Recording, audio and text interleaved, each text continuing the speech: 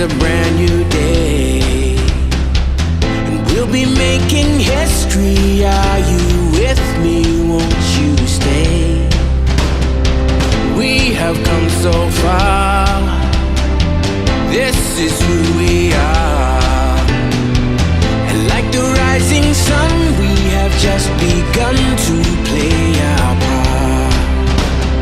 This is the time we form the chorus. Lift your voice for those before us.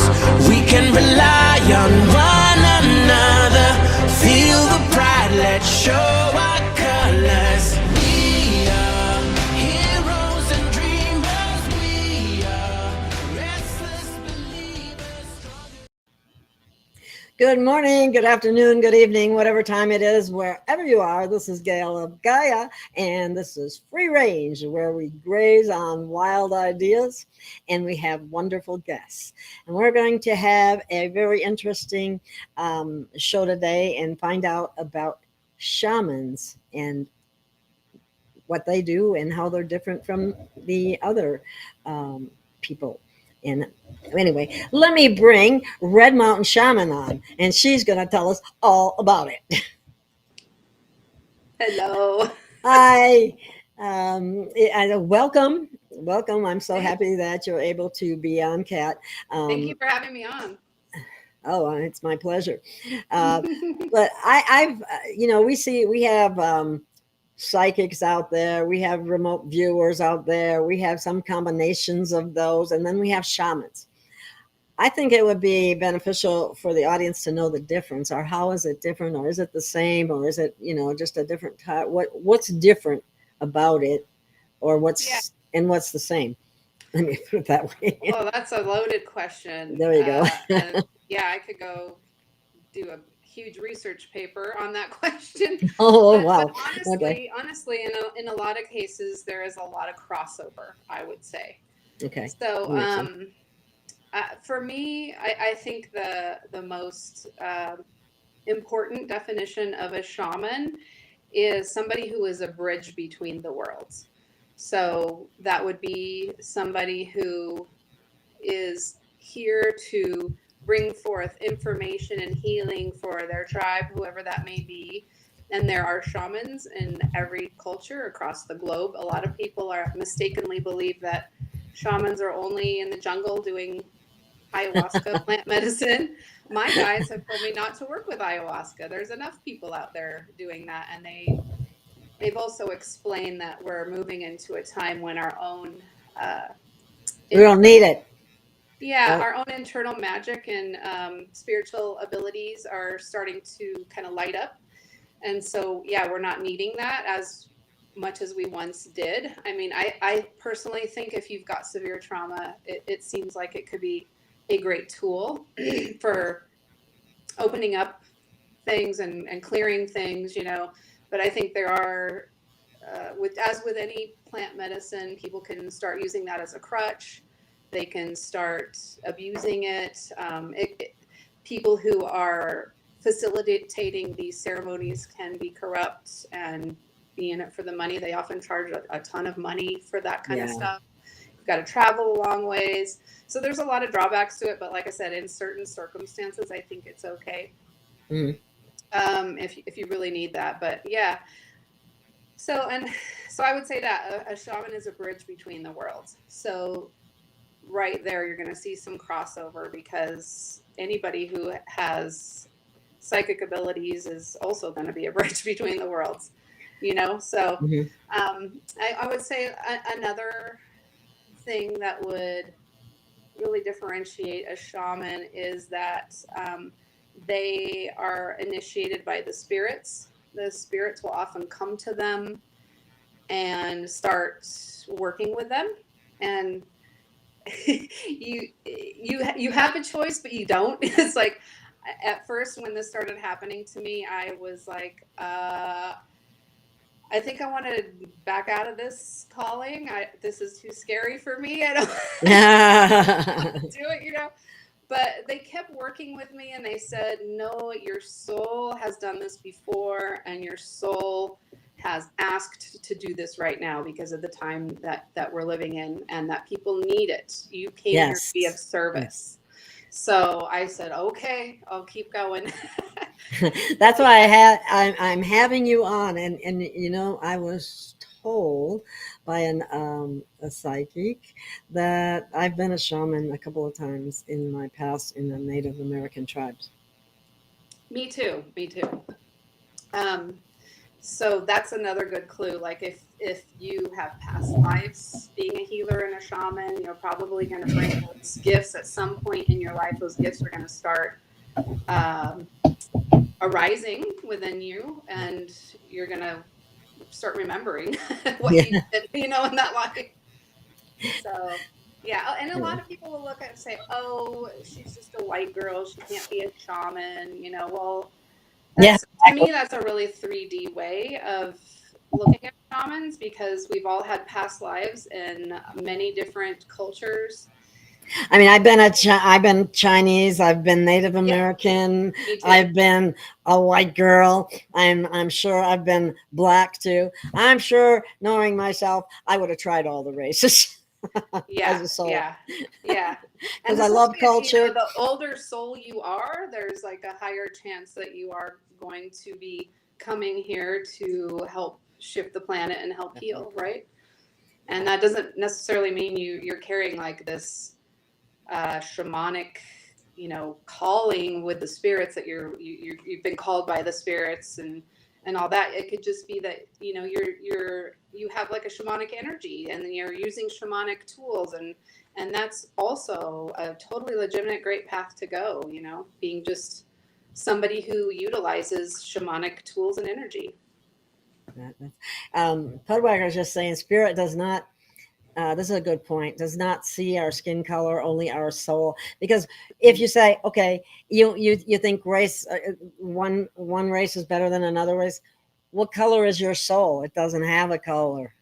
Exactly. So it always cracks me up when people say, "Oh, you're white, you can't be a shaman." It's like, no, we've had lots of incarnations and different, and we're carrying that back with us. Exactly. So, and my deepest imprint is Native American. So that is, I've had several lives as Native American medicine women, and so did I, and I have no other.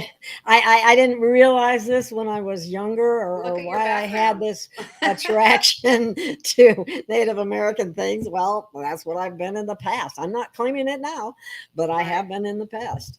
Right.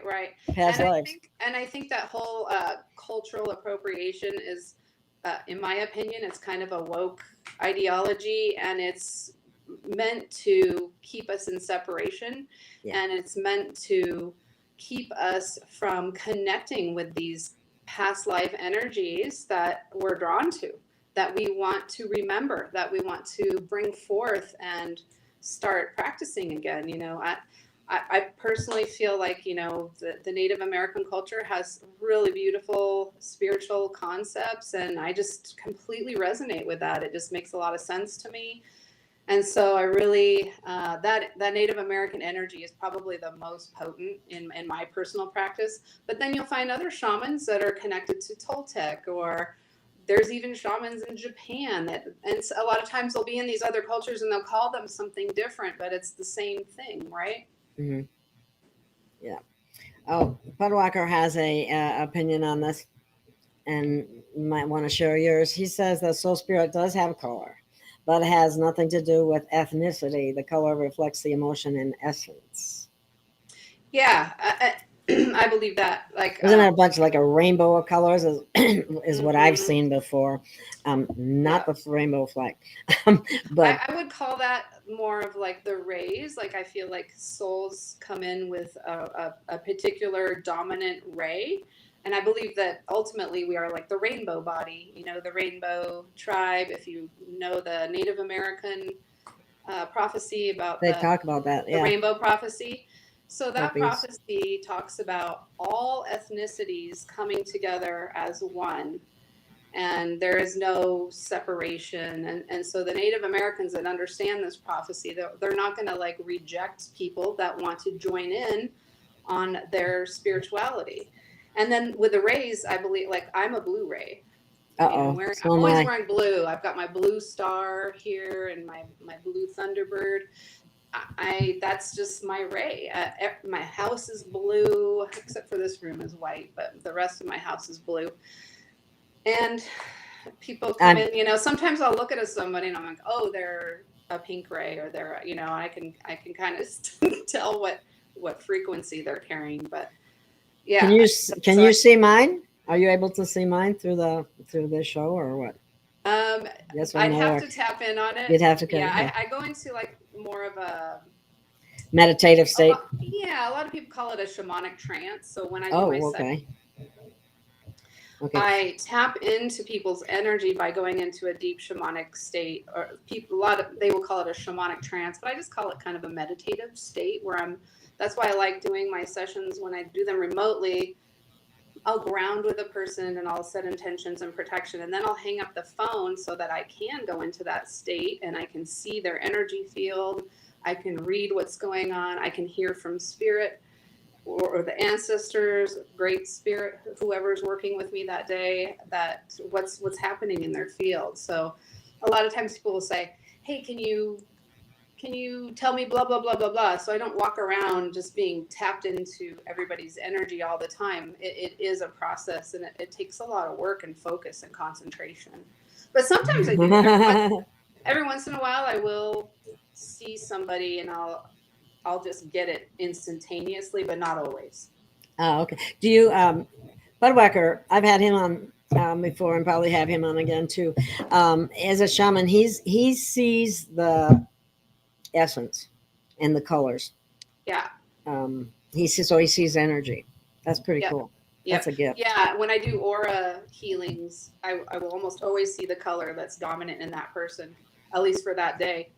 I think those colors can change depending on what's going on in the person's life, but yeah, I can see colors too. Okay. Oh, Podwalker telling me bye. I'm starting to see kind of like a blue-green sort of around you. That's what Podwhacker just said. What? Podwhacker just said that it's kind of a turquoise dominant color in my aura. Yeah. Yeah, that's what I just started coming up. Yeah. Okay. Well, now I have to ask the next question. What does that mean? Just I'm a Blu-ray too, right? Probably. I was told. I mean, you're on here. I feel like it. You're on here spreading truth, so I would assume, yeah. And then they keep telling me lately about this. They call it the 13 Aqua Ray Mother Arc. So I'm still learning about that. That phrase keeps coming into sessions and into my awareness. So I'm trying to learn what that means exactly. There is a woman that has an Ascension glossary, and she's got that term. And once I heard that term, I looked it up online to see if anybody else had heard that term. And that's the only thing I was able to find. So someone else got it too. So I do think it's a thing. I think it might have to do with the divine feminine energy that's coming in. I'm not quite sure yet. I'm still trying to figure it out. Hang on one second. So you have clients that you come to, right? I mean, that come to you. Mm-hmm. Yep. And what can they expect, or how do you handle it, if you don't mind? Well, first I'll get on and I'll do a free 10-minute consultation with them. And if they want to do a longer one, it's $35 for half hour. And so we'll just talk and see what they're wanting to accomplish, what's kind of happening in their life. Sometimes they're doing pretty good and they just want a little bit of extra reading and energy work, or sometimes they have entities and they need to be cleared, or they're just having a really heavy traumatic past life or childhood stuff, or just stuff that needs to be cleared and worked on. So all kinds of stuff. So I've had. Do Do you see that, or do you pick up on it from their guides to you, or is that how that works, or how do you do that? So, well, I think everybody's a little different. I work with a team, but when I do a clearing, I usually work with Yeshua and Archangel Michael because I'm very connected to Yeshua. In a past life quantum healing regression, I the practitioner asked who my higher self was, and I just blurted out Ananda, and she seemed to know who that was. And over the years, I've learned that Ananda is a collective that's headed by Yeshua. It's kind of an angelic collective. I've heard that before, and I couldn't really place it. I don't. It just means bliss, and so I think the Ananda collective is just vibrating at a bliss state that is a frequency that resonates with Yeshua's frequency. So yeah, that. What was the question? I got sidetracked. I did too. So let's just carry on. That's been happening lately with these energies more than usual. For me, it's like, where was I? Yeah. So anyway, I would like you to share some of the messages that you have gotten from Yeshua, since you have a close relationship. Kimberly too, right? Yep. So, two people that I've connected with is Kimberly Palm of Spiritual Growth Journeys, and Michaela, medium Michaela, and she runs Christ Phoenix Rising Academy.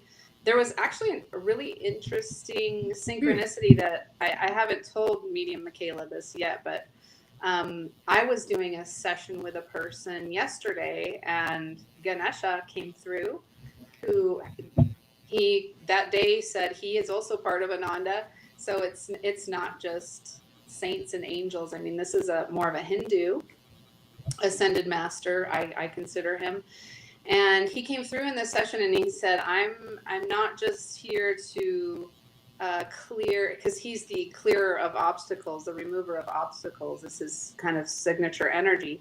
And he said, I'm not just here to remove obstacles for you personally. I'm here to help humanity remove obstacles. So his energy has been coming forward a lot lately, and as the remover of obstacles. And so I do feel that he is assisting many angelic realms and teams of, I have one video called The Military of Heaven and Earth. And so I believe he is in that heavenly military, helping to clear away obstacles for us so that we can move into freedom. So I would say that the main messages I've been getting is that those of us who are ready are going to be moving into freedom, sovereignty. They keep telling me to hold flame, a hopeful flame in my heart, that we will be able to begin to rebuild and have our humanitarian projects supported.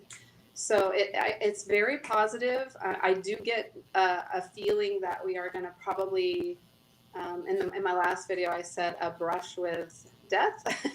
So I'm not sure what that means. That could be some sort of an attack or a civil war. I don't really know. But I don't feel like fearful about it. I feel that it's just something that needs to help break things down, open up more minds so that we can remove these obstacles that are in our way, that are keeping us from our true passions, desires, dreams, blueprints, whatever you want to call it. Does that include removing programming? Because that's a major obstacle. Yeah, I think so. And I think that a lot of the chaos that we're seeing is ultimately going to be instrumental in helping to deprogram certain people. Not everybody's ready to be deprogrammed. They're just not there yet. But I think that it will help open some more minds for sure. Now, all along here, we've been hearing from all the spiritual teachers and so on, to do the work, do the shadow work, do the meditations, and of course that's wonderful to be able to do that. But some people think, oh my God, I haven't even started. I can't meditate. I can't do this. I can't do that. The programming again about the Yeah. small self. What you can. It's just little old me. Kind of thing. So now some said that those people will go to another 3D Earth, and those others will ascend. Now, just recently, I heard anybody, as long as they have a good heart, they're ascending. It doesn't matter where they're at in consciousness at this point, because that can be fixed. What do you think? I don't know if that's true or not. I'm just saying. Everybody can ascend. Well, not the evil ones. Well, I think that it's a process, and so I think too. Who just talked about this is the Alchemist. I think I really like her. I've seen her on Telegram. Yeah. Yeah. So I'll echo what she said because it really resonated with me. She said we can't just think that there's going to be some flash of light and that all of us are ascending to 5D, because the universe has laws and it doesn't work that way. You have to be vibrating at that level. You have to have done your work. It's a process, and there's many lifetimes of getting to that level. And so, but if there hadn't been negative intervention, unless that was part of the plan, I think more and more people would be ready at a much.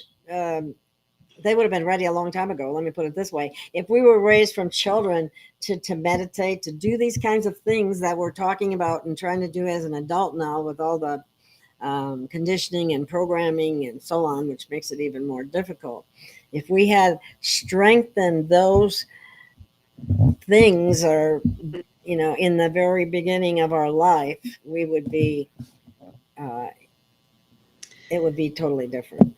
I agree with you, and I think that for those who have completed a lot of those lessons of duality, that we will be moving into more of a. I personally believe that this planet it's not just the frequency of us that's raising, but it's the planet Earth. Her own frequency is raising. So one of the messages that I've gotten from Yeshua is that our planet will be moving back into its original garden state. And so I love that. Yeah. So and another thing he says is that these dark forces will no longer the frequency will be so high on the planet that they just won't be able to be here anymore, if that makes sense.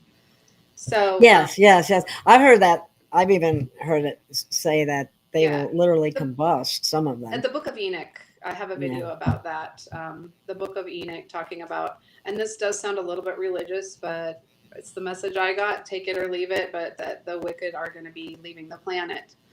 And they also told me about 5 years ago that there was going to be a mass exodus of humanity as well.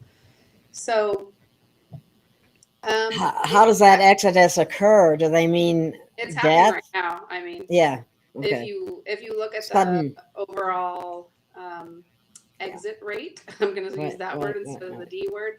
It's increased quite a bit over the last few years. So that prophecy that I was told already is coming to pass. Where was I going with that? So I believe that it depends on where your soul is at. Another thing that the alchemist said, it's funny that I just watched this video yesterday because she was answering these same two questions.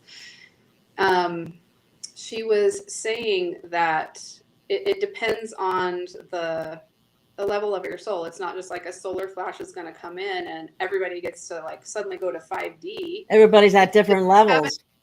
Yeah, everybody's at different levels, and if you haven't done the soul work to get to be at 5D, you're not just going to suddenly wave a magic wand and you're going to be there, because we're all, at different levels of consciousness. So you can't force somebody's consciousness to be at a certain level by a light flash. I mean, I do feel like the overall consciousness is rising for sure, but there's still baby souls, old souls, middle souls, and there's no judgment whatsoever of where your soul would be. It's just, I remember one of the things that she said was like, when we are programmed, going back to this question about programming, if you know, why did we have this programming? And yes, I do feel like the programming was part of the plan, because she was saying, you know, somebody asked her, what about all my friends that were, you know, in the spiritual community and then went back to organized religion? She said, well, maybe that soul needed that lesson, or you don't know what that soul's wanting to learn from that lesson. So this is like the most difficult planet, I believe, that you can come to learn. So if you are here learning, you're just a brave soul already, like right there, because it's such a difficult learning school. And I believe that this planet was made to be a school. If you'll hang on just a second, I have to let my puppy dog in. Yeah, no worries.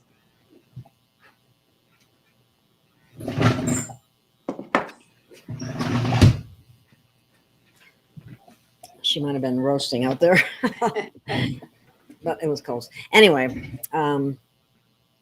so everybody has different veils of understanding, as some would say. Perception, yes. So, and here's a problem, and it's, thank goodness, truth is coming forward, because we've been living in the frequency of lies. Yes, absolutely. Mass deception, everything, mass mind control. Absolutely. And I believe that eventually that this whole organized religion, that they've taken some fall away. Yeah, I think they've taken some truths, but then they've put in their own programming in there in order to profit, in order to control, in order to keep people from their own divine connection, a lot of reasons. So as the planet continues to rise in frequency, I believe more and more people will be falling away, and the religions themselves will start crumbling, and those leaders who are doing those things are no longer going to be tolerated. Right. My opinion. That's what the guy told me. It's so everybody's basically learning to rely on their own inner intuition. And I believe that's what we're moving into. Yes, sovereignty, divine sovereignty. Yeah. And well, I think, see, that's one of the things, I'm glad you said that, because that's one of the things that religion has poo-pooed, you might say. Co-opted. To think that you don't need an intermediary, for one thing. You know, you could go direct. What did Yeshua say? The kingdom is within you. Yes. So we're going from people forget looking towards outward authority to inner authority. The kingdom is definitely within us, and it's just a matter of connecting with that. And so people are at different levels of that connection. Some people are still completely giving their sovereignty away to outside authority, to church leaders, to, I got to look and see, what is this Pope going to say? What is this prophet going to say? What is this bishop going to say? What, you know what I mean? I mean, right. Even me, I would say, go within. And if you don't resonate with something I'm saying, great, go within and get your own answer. That's what I do. Right. I do too. I wanted to bring, go ahead. I even did that when I was deciding if I should remarry, like I was still a churchgoer, and there was, I just went within, and I did my own connection, like with my own self, like, what is this a good choice for me? Everybody around me was saying no, and it felt literally like a scarlet letter, like I was wearing the scarlet letter and being completely judged by not only the church community, but my husband we're musicians together, so we were also involved in Seattle in the music community, and we even felt judgment from them. And Wow. I just had to go within and say, you know what? This is my choice. This is my connection with God, and I got the green light from my own internal guidance. And we're still married today. We've made 7 records. We have a great relationship. That's my soulmate. And I thank goodness I didn't listen to outside authority or outside people shaming me and telling me I'm wrong, or that I needed to stay with a person that wasn't good for me, and they had no idea what was going on behind the scenes. Exactly. So People are so it's so judgmental. important. It is so important to connect with your own inner authority. The kingdom is within you. Yeshua was absolutely right. Yes, there's no doubt about that. I think what has happened in part, at least this is what I run into my own self, is I feel like they installed a doubt program. Yeah.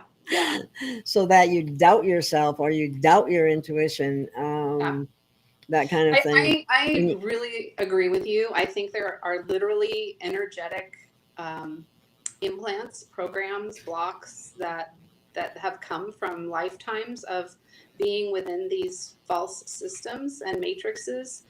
And that is part of what I do as a clearing. I can see where these cords and these energetic implants are in people and what kind of programming they have. And also, when you have ancestral programming, that can pass down through DNA. And they've done actually scientific studies on this. So, like, let's say someone way back in your line,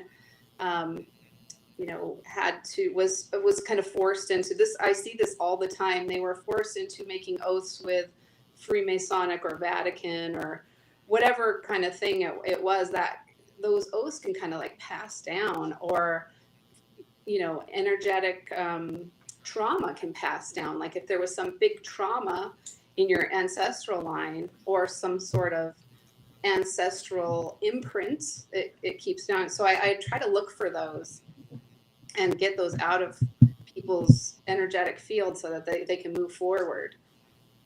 Wow. Okay. So I believe in that. Yeah. Yeah, that makes a lot of sense. Yeah. Okay, good. I couldn't agree more. Jean says, and I've heard this too. I've heard that when the true sky is revealed, it will shift a lot of people into a higher frequency. Well, actually, I didn't hear that. I thought it was saying something else at first, but I hadn't actually heard that. But that's interesting because I keep trying to cover up the sky with the, I don't know, Yeah. we just had a bunch of chemtrails here in Sedona that, and then that creates clouds, and then you never get to see the sky, or Right. hardly get to. So I have a video called "The Real Reason They're Trying to Cover the Sun." So you might want to go back and watch that. Is that on your YouTube channel? Yeah, my YouTube channel is just called Red Mountain Shaman. You just go to Red Mountain Shaman, hit videos, and you can I only do them once a week, so it's not that much to scroll through. But yeah, if you scroll through, it says the real reason they want to block out the sun. So I've done a whole video on that already. But I don't know. I don't know so much if it's like a fake sky or a fake sun. Well, we have patents. I've talked with, I don't know if you know Jenny Lee or not, but we've talked about the fake suns. They have patents, all kinds of different countries. The United States has several. China has them. And some other countries have them. Fake suns. Now, what is a fake sun for? I mean, I have seen people post pictures of 2 suns, which I don't know if that's, they can do so much with photography. So I know, and the CGI and everything. But I haven't really gotten any messages that we have a fake sky. I'm open-minded. I mean, it could be, but my dog lays out in the sun. I like to go out in the sun. I get all kinds of messages that we're getting that Yeshua is a solar rishi. He's a solar being. Sun, double meaning, SON, SUN. So I really connect with the sun, and I believe in the vitamin D. They were trying to suppress that so that we wouldn't be strong and healthy. And that's extremely important. Yeah. So the only messages I've gotten is more sun, like I don't wear sunscreen anymore. I don't either. So I actually connect with the sun. I'm not out there like all the time, but I haven't worn sunscreen for a few years now. I just don't feel that that's a healthy thing to do. It's But I not. also, but if you are out in the sun for a long time, you got to like take precautions. Definitely wear some coverage, you know. But I only go out there for like 20 minutes at a time, and I'm completely fine. So Mm. yeah, the sun thing to me, I love the sun. So I Yeah, I don't did know. too. It, It's you been just gotta answer it for exceptionally, yourself. we got a heat wave going on here in the Southwest, where it's Yeah, been in the 106, it's been really hot. 104. I'm really Um, close to you too, and it's yeah, been crazy hot here too. yeah, it's never that's not usual. The last few years before that, it hasn't. I mean, there would be hot days, but not 106, Yeah, 104, stuff like that. So, and oh my gosh, I heard it was 115 or 17 down in Phoenix oh, that's area. crazy. That's crazy. I could I heard fry an somebody egg. barefoot in, I think it was Death Valley or something, and they burned the skin off their feet.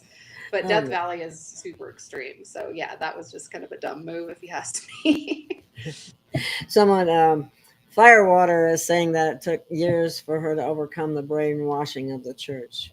I Yeah. had 12 years. I went to 8 years as of a parochial school, Christian Lutheran, and then 4 more high school. So I had a lot of programming to Yeah. Me too. I grew up break Mormon. away from. Ah, okay. Yeah. A lot of Freemason You stuff know, going none of on them, there. yeah, none of them are all bad, but there's, you have to kind of No, cherry there's pick good the good stuff in stuff. there too. I believe there are some truths in there, you know, and I've actually been getting that maybe even some of their thing with the the plates, that maybe somebody really did find some plates, because I'm getting that there were Hebrews that came over in boats like the Mormons believe in their books. So maybe there are some real plates, and we'll eventually find Well, something out about that. I don't know. there's another thing to the Hebrew thing, and that is, and I'm not saying anything one way or another as far as I'm concerned, but what was put out there is that they are actually not human. They actually came from another planet, The um, Hebrews. and settled here. The Hebrews, yeah. Oh, Well, interesting. I don't know if that's true though. That Yeah, could I be. haven't gotten that message yet, but I definitely got that the certain Native American tribes are carrying that DNA, and a lot of there's a book I'd encourage people to check out. It's by James Adair, and it was written in the 1700s, and he goes through many rituals and practices of the Hebrews and the Native Americans, and there are like tons of them are like the same exact thing. So yeah, somebody's kind of done a lot of research on that already. So it's pretty interesting, and I have that feeling too, that there's a connection between the Native Americans and the Hebrews, and I feel like it's sort of coming to light through my guides, Mhm. a little bit at a time, as I can digest it and as others can digest it. So I don't know the entire story right now, Well, there's but so many different tribes of Native Americans too. Now, there I've is. So I also don't think heard it's like all the about the tribes. Pleiadians. You know, Yeah, were exactly. connected to the Native Americans too. Like Yep. different ET groups, which some people say Hmm. don't exist, Yeah, um, have influenced different cultures at different times in different I agree with that. places. I know for myself, I had an experience. I was just doing some qigong, energy work, and all of a sudden, all this blue light came around me, and I just heard the Pleiadians are protecting you. I was like, wow, okay. So, and they are, the Native Americans believe that the Pleiadians are their star family, their ancestors, certain Yeah, tribes. You know, not yeah. every tribe. So there are tribes from other, you know, places. So I'm not making a blanket statement over all the tribes, but I think there's certain ones that are very connected And to the Pleiades and the Hebrew DNA.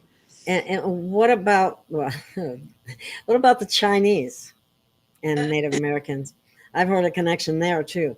I Again, think you could be right. I haven't received anything about that yet. I know I've had a very traumatic life in China, where I was one of their concubines of this super evil emperor named Jing. I hate saying even his name, but when I heard that name, I looked it up and it was a real dude and he was super black magic evil. So that was one of my initiations, was like banishing that thing. So that was horrible. So that was another thing I'd like to bring up about like the shamanic initiation often involves some sort of crisis, and I believe that it's a very difficult road. So it's not like, like I said, I tried to back out of it and they were like, nope, you wanted to do this, you can, but you're probably going to get sick. So I kind of went with it, and I'm glad I did. It's because once these crises and initiation, I mean, they never really end, but when you're first starting, it's pretty intense and kind of terrifying. So if you go through something like that, there is a good chance you're going through like a shamanic initiation. If you can start hearing the spirits calling you to this path and working with you, and you can perceive them pretty well. And I've been completely trained by spirit, by my guides. Awesome. So yeah, I'd have never taken some online course or anything like that. I don't think you can read a book and become a shaman. What? I said, I don't think you can read a book and become a shaman. No. Or take a class. No. But I mean, the classes it can help you develop your abilities, your own. Called to it by the spirits. But the classes, I think, are great for somebody who really feels drawn to that shamanic path, and they want to incorporate and utilize those tools. I think it's great. People keep asking me if I've, why don't you make a class? I don't feel called to do that. Like there's so many people that have classes out there already. There's Michael Carter, Sandra Kimberly Ingerman, has great classes. Jenny Lee has classes. And there's many others too. Mm-hmm. There's Alberto Vidaldo, I think is his name. Oh, the Italian guy? Or is he not? I think he's Colombian, maybe. I'm not quite sure what he is, but he's you could be right. I don't know. I can't think of the name of his channel, but his name is Alberto, and then the last name starts with a V. But he's great. I think so. So like there's already like great people who are making these classes already. So I don't feel like I need to reinvent the wheel. Right. Yeah, they've already done it. So if you're interested in that, I would go check out their stuff. I think they've already done a great job. Let's see. I don't know if we want to go touch on this because it's a touchy area, but what the heck, we might as well. Another Christian friend insists that Jesus died for our sins and ignores and denies that Jesus said we can do miracles like him and more. Yes, I love that quote from Yeshua, because he's saying that it's not like all of us are there yet. Like I said, we're all at different levels of consciousness. We're different ages of souls. We all have different levels of experience on other planets and earths, and some people don't have a lot of experience, so what Yeshua I think is saying there is that we all have the potential to be as he is, because he's a master, he's developed. So I personally don't feel like he is a being that requires worship. He doesn't need us to worship him. And when we worship something, we're giving away our divine sovereignty. And that is what God is divine. So if we're to be as God, we want to be divine and sovereign. We want to be in our power. Yeah, I don't remember how he said it, but I believe that he tried to impress upon people that they needed to rely on themselves. And they could do, like he said, do what he did and more. But like you said, there's so many different age levels of souls. There might be a new soul that's only had like 3 incarnations versus somebody who's had 300 incarnations. Right. Exactly. And so you're going to definitely have differences there to deal with. But he is saying that everybody is equal. We all have the potential, depending on our own choices and free will of becoming like he has become. And I believe that, he's not necessarily a savior as religion has hijacked, but he's a great example. He said, follow me, meaning follow my example. You know, he did it. He's the master. And so if you want to look to him, I would look to him as a perfect example and teacher. Right. And well, one of the things is that that the big argument out there, he died for our sins. I think he was a satanic sacrifice. I agree with you. I don't believe that God would deliberately just put somebody on a cross to die for our sins. That's crazy. If you think about it, yeah. you really think about it. Why would he do something like that? Mark, you know, and so everybody misses the mark once in a while, and it's just a matter of getting back on course and looking to those who have learned how to overcome missing the mark all the time and are living more in their power, their divine sovereignty, and they're pure. They become purified beings. You know, they would call these, you know, the rishis or the bodhisattvas, you know, those who have learned to walk in that path of purity, sovereignty, power, and they're not succumbing to outside authority. They're not bending to the whim of what's happening around them. They're just solid in who they are, you know. I'd like to take a little break before I totally forget, because I get so absorbed in what I'm doing and saying with my guests that I forget to put up an ad or ask for donations or whatever, because I'm really hurting right now, people, and I really need your help. But if you want to buy a product, let me run this. It's just 1 minute and then it'll be over, and everything is in the description of the videos, and every little bit helps. I'm just putting that out there. If you have it in your heart, I really need the help right now. So let me bring this on. And let me make sure I got it. I do have it big. Okay, here it is.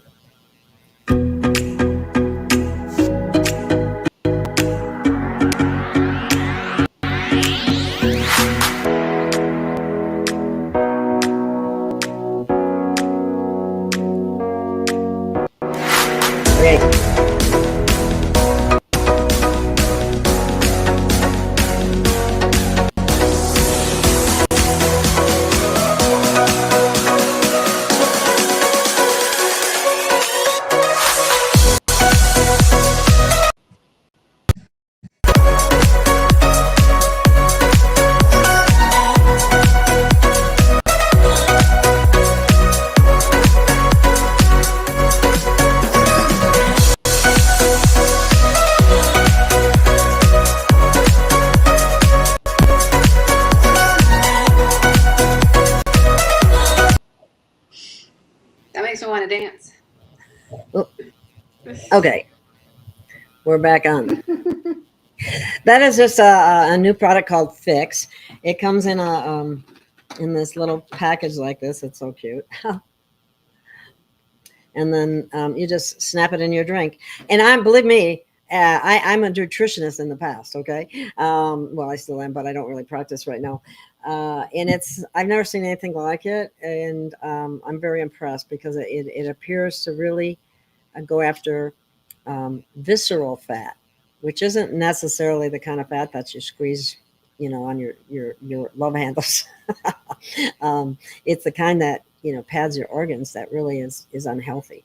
So somehow it is able to target that, and I'm trying it myself, so we'll see what happens.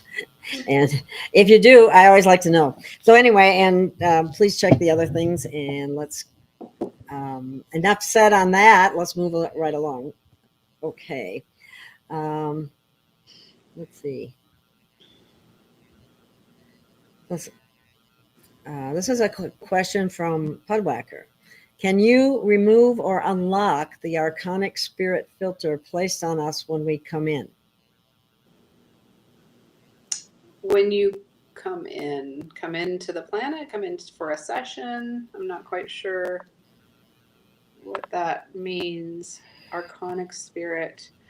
I'm not sure exactly what that person's saying, but yes, I do remove entities and parasitical cords, parasitical energies And actually, I've been guided not to do it myself, but Yeshua and Archangel Michael, I have them do that.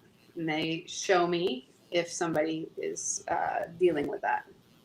That's what they mean. I got to bring this up again. This is the same Firewater that said the other thing about religion. Is she says she grew up believing that my intuitive abilities were evil or a mental illness. Yep. I hid from them most of my life, and that was part of the religious training. You know, That's and a certain program. things were taboo. You know. Absolutely. I'll tell you a real quick personal experience. I said I grew up Mormon, so I went to bishop one time, and they like to have like these interviews with you, and I think that's by design too, to kind of keep you in their loop, in their kind of grasp. But I went in there and I said, well, yeah, I feel like I'm a very intuitive person, and I really want to develop my spiritual abilities and gifts and my psychic intuitive gifts. And he immediately shut me down and said, oh, you don't want to do that. That's evil. That's from the devil. Not every Mormon bishop would say that, but mine did. So, and what's really interesting is that, like I said, I think there is some, like, Mormons are actually not all of them, but some of them are actually very open to this kind of stuff. I find Mormons as a whole tend to be a little more open to mystical experiences than or the idea of ETs too. Mm-hmm. Not always, but some of them are. They seem to be more open to like holistic healing and stuff. But the I will tell you that the top leaders, you can look this up, they deem any kind of natural healing and herbal type stuff, they don't want you to do that. And I think part of it is because those top leaders, they have stocks and holdings in big pharma. I don't know if most people know this, but they've got Who does? Churches? The church leaders at the top. If you look up their investments and holdings, a lot of it is big pharma, vaccines, and hopefully you can edit that out. I don't think just saying that is censoring that. I don't know if they're still censoring that. But, no, it'll be all right. Don't worry about it. It's on Rumble. It is on YouTube, but I just don't care because I don't comply. I know. I don't want our channels getting if they don't, if they take me down, I'm not losing that much because they already took my biggest one down. Yeah. It's crazy that we even have to do that. I'm trying to build. It shows you where we're at, right? On like, Rumble. It shows you what a low point humanity is at right now. Our speech is literally being censored. Censored, and people are saying, "Well, I got to talk in code now. I got to do this in code." That's complying. It's insane. If everybody did not comply, they can't take everybody down. But what happens is people like me don't comply, and everybody else does comply, and boom, I'm gone. I know. So I don't know. I do feel that there is definitely programming not to connect with your spiritual gifts. But and then I was going to get to another thing though, that in Mormonism they will give you what's called a patriarchal blessing, and they put there is a man that's set aside and to kind of consecrated to be the patriarch, and they'll give you a blessing, and it's kind of like a reading for your life. And so they are like, at one point, one hand is saying, oh, that's evil, but then they do these things. It's literally like kind of a double standard. Absolutely. So but I think that when you are in that sort of a programmed paradigm, that God can still speak to you and work with you.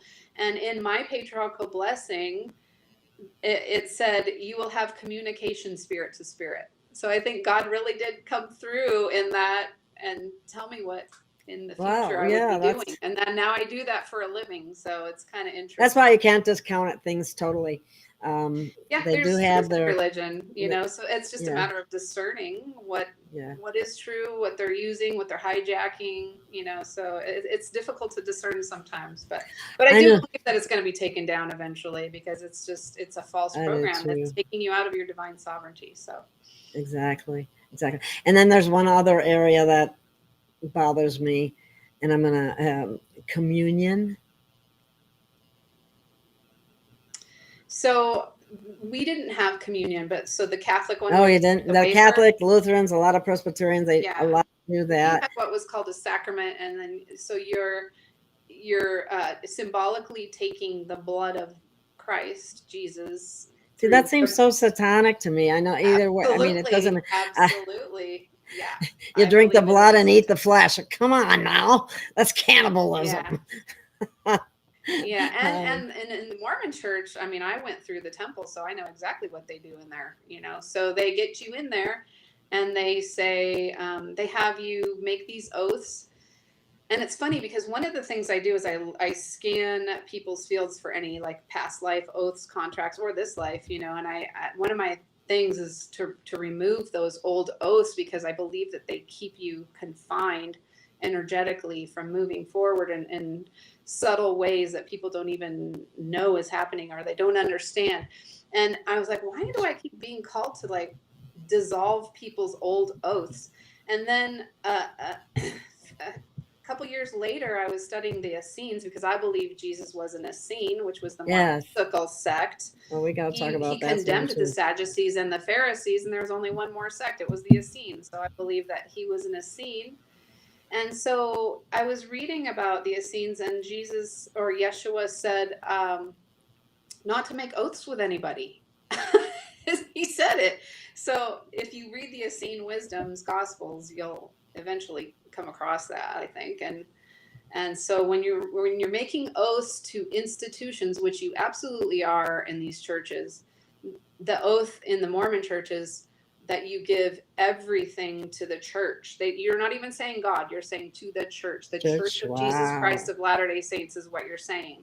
So you're giving it to the institution, and you even do it your own life. They have you give your life for the church. So everything, your time, talents, abilities, and even your life, if it comes down to that, to the institution of the church. Not to God, to the church. That's exactly what the wording is. So when you make these oaths to these institutions or a person or whoever, a pope, it doesn't matter what it is, you're in a sense giving over your divine sovereignty through this oath. And I think that's why Yeshua says you should never make oaths with people like that. So that is one thing that I'm really big on. And I don't know other people that do this or know about it, but that's what I've been guided to help people with. Well, I would like to think, what about people that may have gotten into Freemasonry and then found out what it's really about, because they don't tell people what it's really about at the lower levels, as I understand it. The Mormon church is totally based on Freemasonry. You do all these special handshakes that are Freemasonic. So it's definitely based on that. And I believe like way back, the Freemason thing was actually a positive thing. And then it got hijacked like everything does. Yes. Got flipped. Yeah, because they were a part of the very beginning of this country. And well, Solomon's Temple, I think, too. You know, I don't read a ton, so I don't know. I just know what I get from my guides mostly. But I do just intuitively feel like it used to be like a positive thing, you know, a mystical tradition, and then it just got hijacked. And so the dark forces love to take something that's really powerful and invert it. So I think that's what happened. They've inverted everything, yeah. And I think a lot of these, like the Mormons and the Catholics, I think they're actually connected through Freemasonry. And I think that, you know, a Jesuit actually showed Brigham Young where to go, and I believe that they came right here and put their headquarters right on a ley line in Salt Lake City. And so I feel that they're somehow still connected to this day, that Mormonism is just like an arm of the Vatican in a way. And people don't know this, but I can't really prove it, but I feel that eventually these things will start coming out. It's just like there's another area that's concerning where churches are involved, and that's Christian Zionism, and that could be part of the connection too. Yeah, I don't know if I even want to go into that area because people will be very easily offended. But I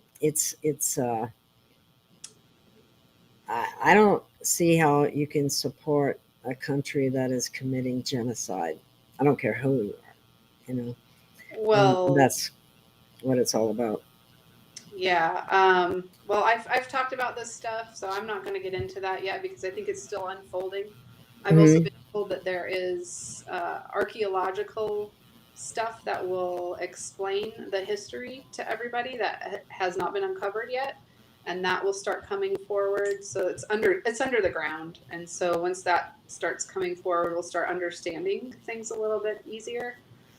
In my last video, I also talked about this black box programming that is Tell us about that a actually little more. on both sides. Both religions have this black box that I've noticed. Both? Really? Yeah, you got to kind of dive into it. I don't want to offend anybody, so I don't really want to talk about it. But if you feel like you want to do your research, both sides have a black box that they use. So I feel like that is a programming. Yeshua came against the religion of his day, didn't he? Yes, it did. I think he even used a whip. Yeah, he's not. He wasn't like he was a rebel. Religion, he was a rebel, according to he was a rebel rouser. So yeah, he was in a scene, and those were the mystics. That's why he was a healer. People would come to the Essenes for healing. So and I feel like I've heard one person's term like Essene shamanism, and it's like, well, I do kind of resonate with that. I feel like I was an Essene. So yeah, I feel like shamanism is the oldest spiritual practice known to man. It goes back farther than it's just prehistoric, really. So I believe that they were incorporating some of those things, and Yeshua, that's why he was so powerful, is because he was, and Moses too. It seems to me they were both shamans. They were using mystical practices. They weren't really, well, at least Yeshua. I haven't done as much research on Moses, but Moses is also one of my guides. So kind of weird, but I don't know if that's interesting, because he has to do with the, Hebrews coming over here. I'm still learning about it, so I don't want to say I know everything that's going on in that situation, but it'll unfold. It's kind of slowly the puzzle pieces will come into light. So I haven't researched it enough to understand it. Because our history has been totally hijacked and hidden from us. Oh, yes. We all know that. So, I mean, at least those of us who are awakening. Well, this is interesting. I don't know. We were talking about the sun earlier. Someone mentioned that she lives in Oregon and they require vitamin D supplements due to the lack of sun. So the sun doesn't come through the clouds, huh? Well, I lived in Seattle for 17 years and I had to be on vitamin D. And I think that the vitamin D dosage that they're telling us is way lower than most people need. I don't think they want us to have vitamin D from the sun or from supplementation. Oh, I agree. Yeah, definitely. I agree. So Seattle is like Oregon. It's cloudy a lot, correct? Is that what you're saying? It depends on what part of Oregon you're in, but yeah, Well, she didn't say what part of Oregon she was in. There's a rainforest there, so it's always cloudy. Okay, there was something else I wanted to ask you about, and I forgot what it was now. So let's see. You want to look at some comments? Maybe somebody. Yes, that's what I'm looking at right now. Excuse me for doing that, but I don't have anyone else to bring them up for me. So, oh, hey, Jean said this. This is interesting. Jean Jessup, I've been told that in past lives I took a vow of poverty.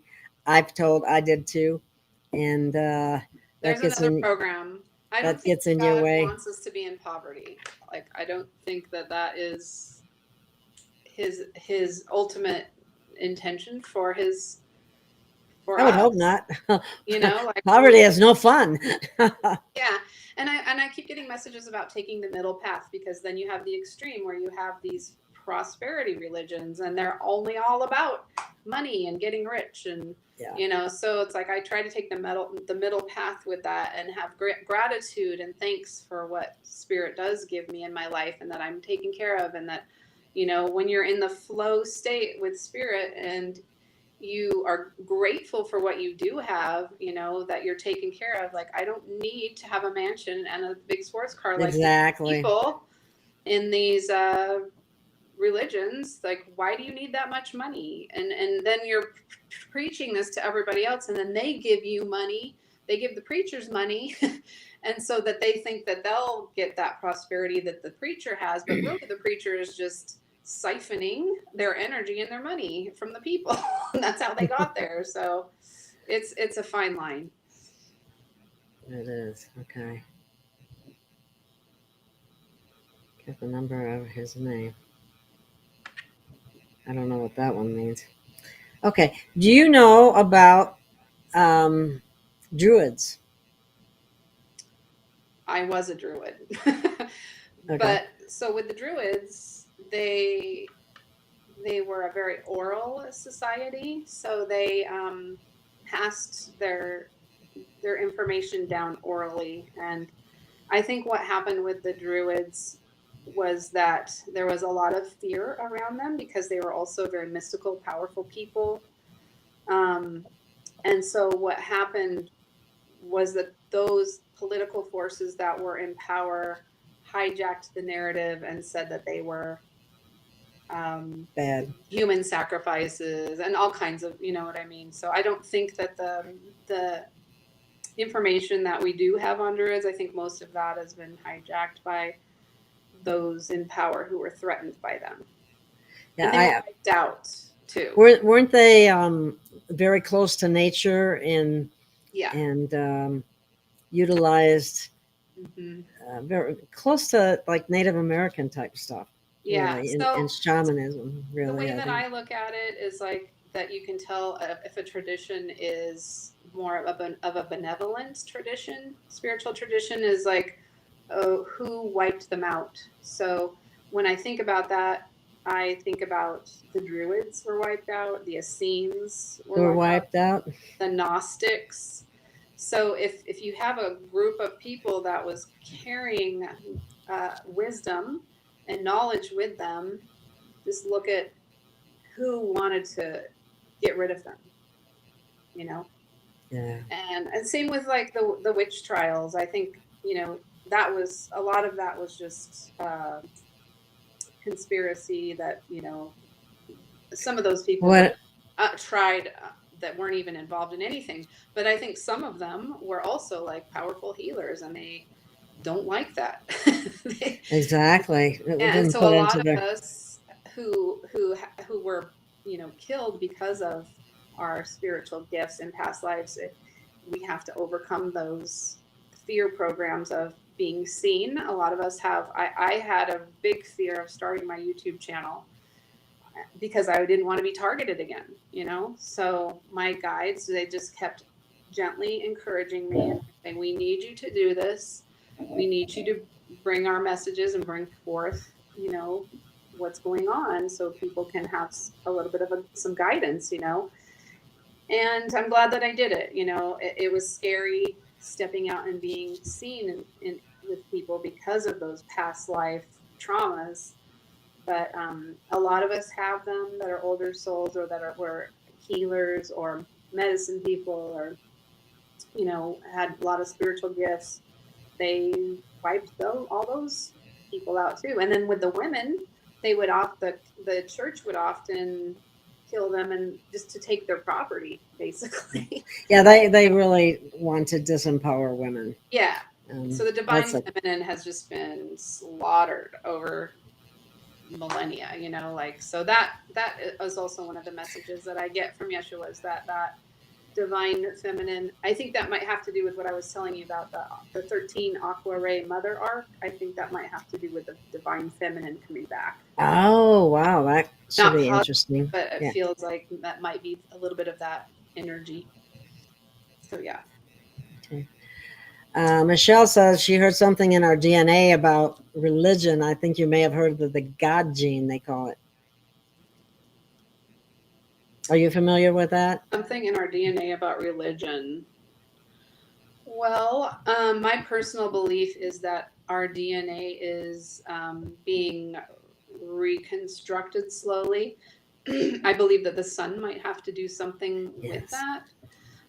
So that's why I'm not really afraid of the sun. I really connect with the sun because I believe that it's helping our DNA to repair, come online, however you would like to put that, because yes, maybe this is part of the divine plan, that our DNA was cut down to, a fraction of what it normally was. And so we just forgot all these abilities that we once had. All this junk DNA isn't junk.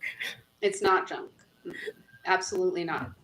So they want you to think that it's junk, because they don't want us remembering. They don't want this DNA repair. They don't want it, reactivating. That's a good word, I guess. Reactivating the DNA. So, and I believe that in, how did they get all those stones, in all these different places? How did they move them? They didn't, was it machines? I mean, we can't move them now. So something was going on where people were able to move huge monolithic stones and build beautiful things, and we can't even do it anymore. So I believe that it is going to come back and be reactivated, and we're going to start remembering how to do these things again eventually. I don't know when, but that's my opinion. Well, I think what's already happening that supports what you're saying is that I think people are starting to recognize a little more of their telepathic abilities, like when you're just ready to call somebody and they call you, things like that. You're connecting and you're starting. And when you do that, you should really remind yourself that that's what's happening, so that you absolutely, what do you call it? Reinforce your those abilities. And I've noticed synchronicities are happening so quickly now for people, and that's part of my channel is I talk about synchronicities that I experience personally, and they're starting to happen like boom, boom, like just so quickly now. And it's just, if you're in the flow with the spirit and you're open to that and you're listening and paying attention, these synchronicities, spirit's starting to interact with us on a deeper level and a quicker level. And it's so beautiful. So I feel like this stuff's already happening. It's just a matter of time that it just kind of starts snowballing, where the dark starts fading away and then the light starts getting bigger and bigger. They claim the really big guys have been taken out. I mean, that's what I've heard. And so what we're dealing with now are the minions, but they don't have leadership to speak of anymore. If this is all true, and I think it is. But at least some of it. I haven't really gotten messages yet about who's been taken out, who hasn't, what's going on. But I do get really positive messages all the time that we are moving into freedom and sovereignty. Well, that's probably what we need to focus on more than worrying about the bad guys, because they're just going to fade away eventually. Yeah, I mean, that's what I try to do. I just stay in my lane and try to keep my vibration high. And if somebody comes to me like, oh my gosh, this fear-based narrative or whatever, well, that's not my timeline. Yeah. I've said that to somebody before. Yeah, I'm not on that timeline. So if you want to be on that timeline and be in fear and resonate with that timeline, you might get sucked onto that timeline. So I just don't allow myself to kind of like sink into these vibrations of these timelines that I don't want to be on. But sometimes, you get a personal experience. Like I was thrown into the hospital, and that was one of my biggest fears, is like, oh, I don't have insurance. If I go into the hospital, I'm screwed. And it happened to me because I was afraid of it, and there was probably another crisis shamanic initiation there too that I'm kind of learning. But I owe $40,000 for being in there for a week because my back went out and I was temporarily paralyzed. So I couldn't move. I couldn't go to the bathroom, nothing. So it was crazy, freak accident. So sometimes I do believe that our soul wants certain experiences that are seemingly negative, but when you really think about it, for me personally, some of my at the time was like the worst experience ever ended up being like the greatest learning lesson for me. So and I'll say one more thing, like my son had this was a very long time ago, but there was a very controversial jab, and he was in a wheelchair for almost 4 years, in and out of a wheelchair, before we figured out what it was. And Wow. he's doing pretty good now, but it was a lot of healing, and it was a lot of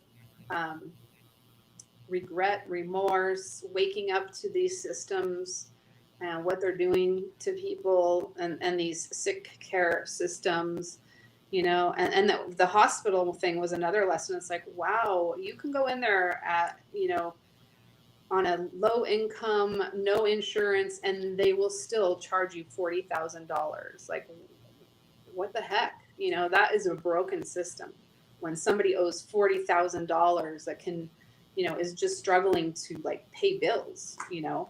Exactly. So I think that they're giving me some of these experiences because I shared them on my channel, and just to show like how screwed up some of these, all of our systems are really, and that they need change. They really need change, you know. So I try not to be like in despair about these things that have happened to me, but I try to always look at them. What is the universe trying to teach me? What have I learned from this? How did this help me step into my own power? You know, the thing with the hospital isn't quite, I don't think that lesson's quite over yet, but I really hope that when things shift, that these false programs will be reversed. These false, you know, they've told me that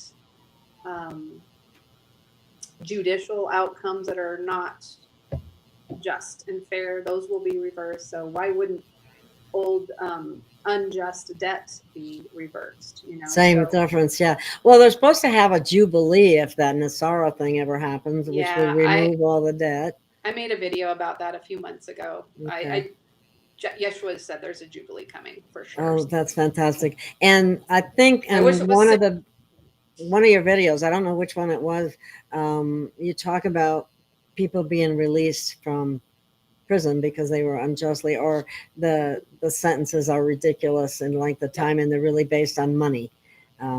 Because I found out that the states actually sign contracts with prisons that they will, the state agrees to keep the prison like 95% full or something like that. So that gives incentive to law enforcement and judges to lock people up for ridiculous amounts of time that totally destroy their lives. Yeah, and I've seen a couple videos pop up on my feed about the current person who was just installed that's running, that she has had horrible policies on people in prison, and low income people of color, that her policies have actually like kept them in there longer. You mean KH? Is that who you're talking about? Yeah, made it more difficult for people to get out of prison. So yes. There's your own research on that, but her policies were pretty horrific, from what I understand. Very. Same here. When she was Attorney General in California, she was more than happy to be socking people away in jail for long periods of time over very petty non-victim crimes, and that's we have an incarceration nation going on right now. That's all got to change too. Right. But we got so much brainwashing and programming going on too. People are going to go into fear, think, oh, they're going to let all these people out, you know, kind of thing. Yeah. Well, one of the things that I was told is that we're going to be moving into out of these very polarizing, divisive political systems and into like a council. Oh yes, good. You're the third person that I got that from, so I'm happy to hear that. The council is more like for the people, of the people, like truly in a way, and that the people who are kind of helping with the councils are going to be more benevolent, wise people, you know, kind of like the heavenly councils, you know, they're the wise elders, you know, that's kind of how I envision it. So that these parasitical entities can no longer make decisions. Just these top few people can make decisions for everybody else, where they're the only ones benefiting, and being, you know, laundering back everything to themselves. It's a very self-serving, these people at the top and these congressional people, or most of them, are just, why are they in there as public servants and then suddenly they're millionaires just from putting out they put out a book or they did this, like, no, I don't think that's why. And that's why they don't want to leave. They benefit from being in there because the system itself is broken. It's corrupt. It's not working. So the whole thing needs to be dismantled, if you ask me. I agree. That's what I get. I'm right there with you. Mm-hmm. Definitely. It can't be fixed.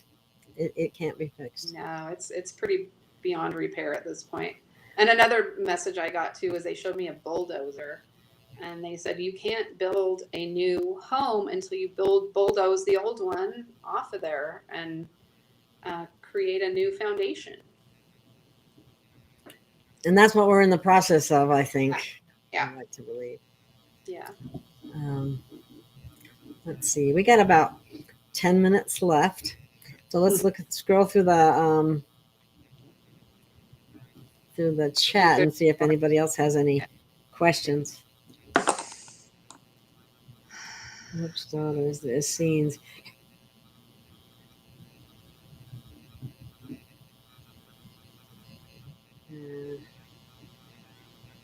Let me see. Oh, somebody's asking about the giants. The giants? Is that what you said, giants? Yeah, somebody just put giants. I don't know what the question was, but yeah, I think the Smithsonian probably has a lot of that stuff, the bones and stuff. Native Americans have stories of them, and so I think there were. And they find bones of them, unless they're fake bones, but I don't think they are. They're just trying to hide all that stuff. So yeah, we don't believe it or we don't understand it. We were probably much larger at one time. Not only was our, were we always this size? I know we used to live a lot longer before all the genetic alterations took place. Oh, that's another message I got too. People will start living longer. I was in my backyard one day and I just, boom, people are going to start living longer. I was like, oh, thank you. Okay. Okay. Thank you for that. Am I one of them? Yeah, I hope I am one of them. What about, have you heard anything? Have they told you anything about these med beds or celestial chambers, whichever you prefer to call it? I don't know about the med beds. Are they real? I've never really gotten any information. They could be real. Like I say, I try to be really open-minded, but I've never gotten anything about the med beds. Mm-hmm. I feel like our own inner technology is going to be so powerful that maybe some people will benefit from the med beds and some people will be more advanced and be able to self-heal. Because I believe that we're going to go back to self-healing, that we're going to start remembering our inner technology. Yeah, if our DNA comes back online, our abilities will come back, and we should have self-healing, because I've had someone say that they intentionally disabled our self-healing regulator, you might call it, because we also, same with our body, our physique, and our weights and everything like that. We shouldn't need some of these things that we have to deal with now if we hadn't been messed with. Genetically is what it really. I don't think we were meant to be sick all the time like this. And I don't think that we were always this sick. I mean, I think that with the ushering in of so many, like if you look at the injections schedule of when I was a kid, compared to now, it's gotten like 10 times more injections than when I had, if not more than 10 times. Oh, more. Yeah. It's unbelievable. I think I got 3 or 4 compared to I had like 70 something by the time they're 18. Yeah. It's definitely affecting people. No wonder there's so many children with so many mental health issues and, on the spectrum of some sort. And then also, we used to heal with nature, with herbs. Like God put an herb on here for just about everything, It works with our genetic codes, just like. Yeah. And so we're conditioned to think, I'm just going to pop a pill instead of working on my what I'm eating and what I'm putting in, all these chemicals that I'm putting into my body that are just instantly going to make me feel better. Well, then why would you have to keep being on these pills if they're really working for you? Exactly. I mean, I do believe that, I was grateful that there was a hospital there because I was in so much excruciating pain. So, in that sense, yeah, I'm on a pill for a short amount of time for a specific acute condition, and then I was off, and I'll go back to my natural healing. That's what I believe that hospitals are going to just eventually be reduced to is emergency. If you break a bone, you're going to want to have that bone set. If you Exactly. need a surgery, if you're in an accident, if you're, have some sort of freak thing happen, yeah, we want hospitals, so I'm not saying no, or hospitals are going away, but I think that they're just going to shift a lot, and we're going to have new. Well, they're actually really old healing modalities. They're the oldest healing modalities. And it's like with the crystals too. People that say, "Oh, you work with crystals, that's New Age." Well, no. Crystals are in the Bible. The breastplate was full of crystals. Crystals around the walls of the New Jerusalem. Shamans have used stones for healing forever. That is not a New Age thing. So it really kind of makes me laugh when people say shamanism is New Age. No, it's like the oldest healing modality known to man. So That's awesome. I'm just checking to see if there's anything else. We're gonna block Finny. you always get a couple on there, don't you? Yes. Get them too. They're just trying to stir up trouble, and they're probably trolls that get paid for what they do. Paid by Big Pharma, by the way. Your fact checkers, if you think they're checking facts, that is blatant censorship right there. Because they're bought and paid for by Big Pharma, the ones that fact check. They actually get paid to do that. And well, so do the scientists. They get paid for certain outcomes. Oh, definitely. If they don't get that outcome, they don't get a grant again, or they better fix it so that it gets the. How is that not a conflict of interest when the people who are producing and promoting the product that the scientists are testing are paying the scientists? Like, that's a total conflict of interest, and that happens all the time. In everything, in every area. It happens in healthcare. It happens in law and courts. It happens in teaching. I mean, it's infiltrated everything in our system, and that's. And what's really sad is that the minions at the lower levels don't understand that the higher people the higher ups are doing, and hate to be vulgar, but the term circle jerk that always comes to mind with these institutions. They're all in bed with each other. Right. Okay. Well, I think I'm down to the last. Artificial sun equals tokamak reactor. I don't know what that means. Do you? No, I never heard of that before. Can you imagine, though, when all this stuff is finally taken down and we can just truly enjoy nature and its beauty and everything gets cleaned up? I mean, that in itself is just joyful abundance right there. And I'm so looking forward to that, because I love nature, and being out in nature means a lot to me. Me too. And nature is such a healer. It's like one thing, I should make a video on this, but I was asking Spirit, I said, well, if we kind of progress, through incarnations, I mean, I've heard people say we start at the mineral level, the mineral kingdom, and then we move to the plant kingdom, and then the animal kingdom, and then the human kingdom. And I was asking Spirit, well, why should I connect with nature if they're the lowest? If you start as a mineral, wouldn't that be the lowest consciousness? And how they explained it to me was that the mineral and plant and nature kingdom is actually the purest. It's like a little child who hasn't been corrupted. And do you know what I'm saying? Mm-hmm. They're just it's such a pure frequency that when you go in nature, it truly is just, you're really connecting with God, with Great Spirit, because God is in all of it. And that's another thing. Like shamanism is really based on animism. And animism is the belief that everything has a consciousness.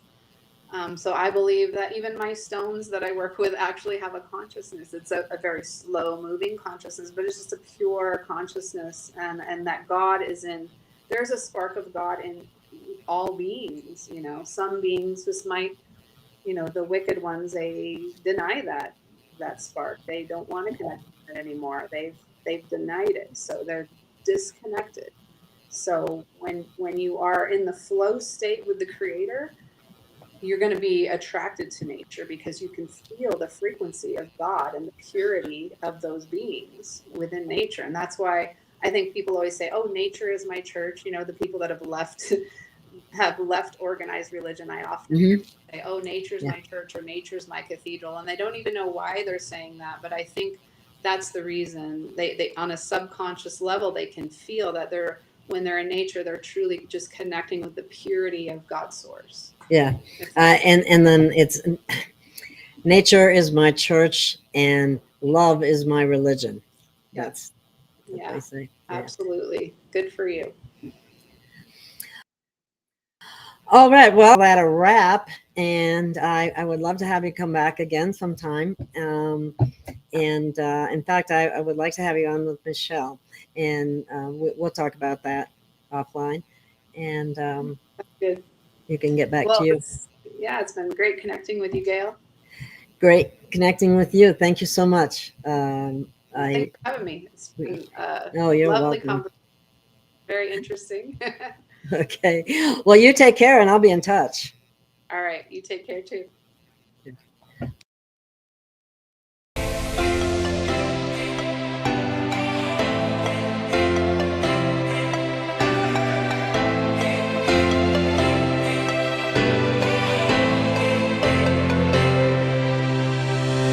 We have found our way. It's a brand new day, and we'll be making history. Are you with me? Won't you stay? We have come so far. This is who we are. And like the rising sun, we have just begun to play our part. This is the time we form the chorus. Lift your voice for those before us. We can rely on one another. Feel the pride, let's show our colors. We are heroes and dreamers. We are restless believers. Stronger than ever. Never say never. Don't look back now. Don't look back now. Rise up. Stand with each other. We are sisters and brothers. Finding our place and running the race. We'll take our chance and seize the moment. Hold on tight and don't let go of all your hopes and dreams that light the way.